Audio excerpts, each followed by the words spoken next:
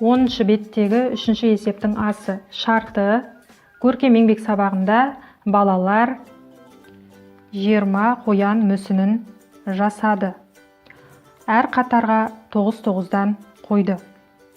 Қанша қатар шықты, қанша қоян мүсіні қалды?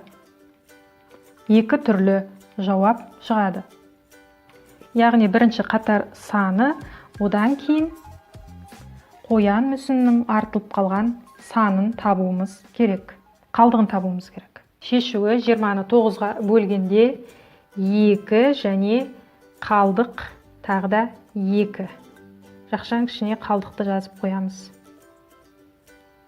Және мұнда неше қатар шықты десе, 2 қатар шықты.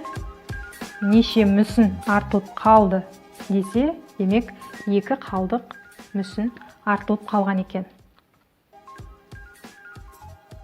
Шарты: ағаштан мүсін жасау үшін орманнан 43 бөрене әкелу қажет. Мәшинеге 4 бөренеден артық салуға болмайды. Тек қана 4 бөренеден сала аламыз.